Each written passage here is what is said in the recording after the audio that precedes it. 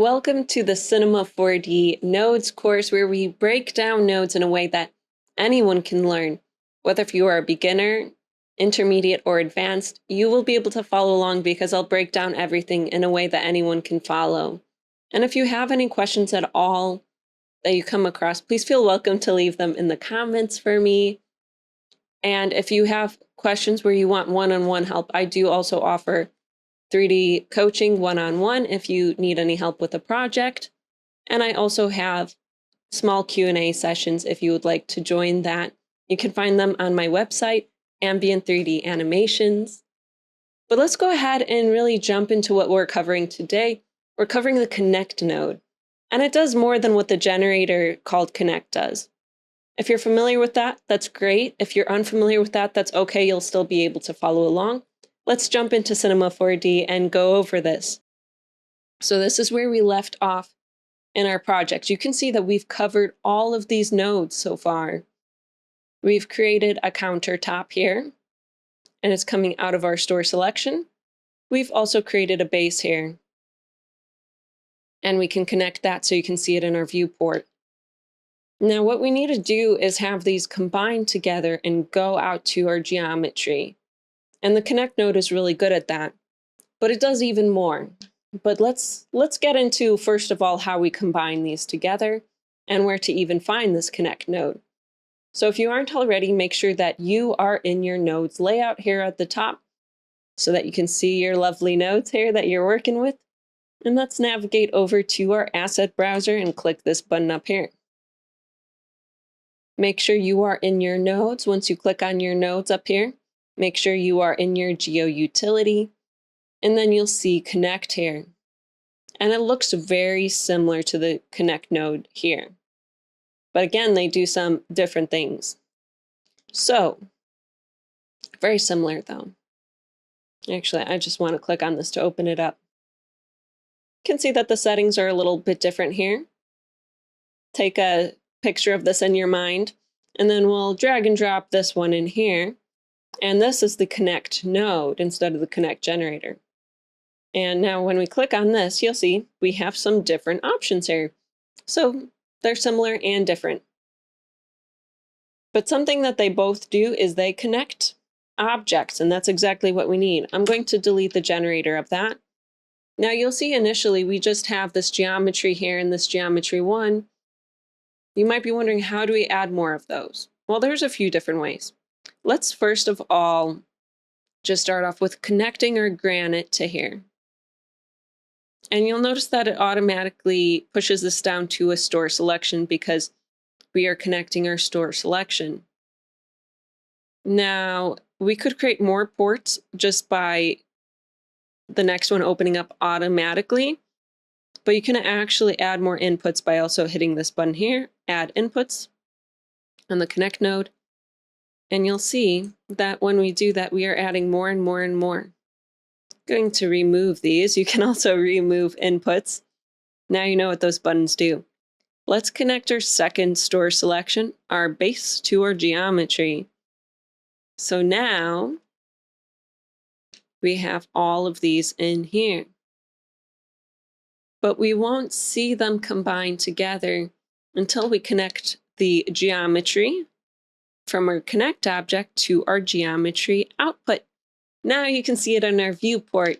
I'm going to go ahead and close out of our asset browser. And that will hopefully give us a little bit more real estate to talk about these nodes here and what they're doing.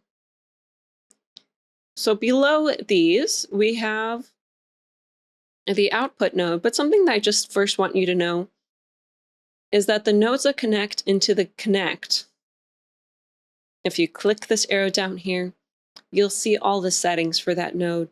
So you'll see that this one is our granite store selection. So if I click on our granite store selection, you'll see those same settings there. So the same thing goes for the other one we've added in. If you'd like to know these settings, you can check out the last episode. They're all the same. It's basically giving you a new way to enter in that information rather than having to click on each individual part to just make it faster and easier. our output mode is set to auto, so it's automatically looking at our geometry and guessing what we want to do. So we have this option mesh, and that's actually what it's automatically using right now, because it's looking at our geometry and thinking that's the way to go. So our mesh combines the meshes together so that we can export them out as one grouping, as one object to go into our viewport. Spline, on the other hand, that'll combine splines into one.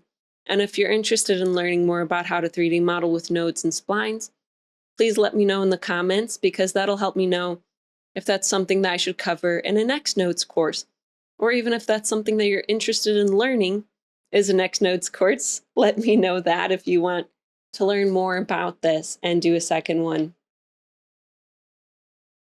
Line is also a spline. So what's the difference between spline and line? Well, spline still has the tangents in the spline, so it allows for curves. Like when you use the pen tool inside of Illustrator, and that has tangents so they can adjust the curves on a line. If you've ever worked in Illustrator, that allows for those tangents to still be there so that you can adjust that line. However, if you don't want those tangents there, then line will make your lines linear and straight instead of curved. So that's basically the difference between these two. If you're working with splines here, this will allow you to also connect together splines. Point cloud, on the other hand, will take all of your points and basically be outputting that. So you're choosing your output. Are we outputting a mesh? Are we outputting a spline with curves? Are we outputting linear data? Are we outputting a point cloud, which is basically a bunch of points in space that you can use for various things? Now this option here at the bottom, merge selections. So we're talking about these selection tags up here. You can see that these selection tags, we've added names to. This one is wood grain runs vertical, wood grain runs horizontal, top and bottom, and granite. So these are actually from what we've set previously in our store selections and so on. Merge selections will allow you, if you have store selections with the same name, for example, like if you have multiple parts that are granite and you name them all granite, you could merge all those tags into one when you export out the geometry as your nodes mesh. So right now, these are all separate because they have separate names. But if we used some with the same name and we wanted those to unite as one selection, and we have merge selections on, it will take those different names and make them one selection. It'll take those names that are the same and make one selection from it.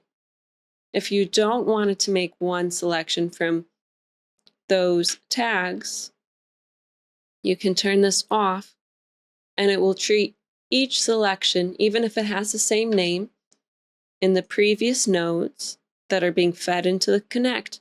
It'll treat those all as separate. So then you'll see them all show up in your nodes mesh. And now you are an expert in the connect node, and you've learned all the nodes for this course, but there's more to know. If you want to learn how to work with cloners and nodes together, we'll also cover that, and that'll be a really fun bonus. And another fun bonus is we're going to be talking about capsules and how to work with those. So if that's something you're interested in, click this link up here, hit like, subscribe. You guys are awesome. I really appreciate you being here with me. And if you're interested in another nodes course, please let me know. And what kinds of things are you interested in learning about, if so? See you next time on Ambient 3D Animations.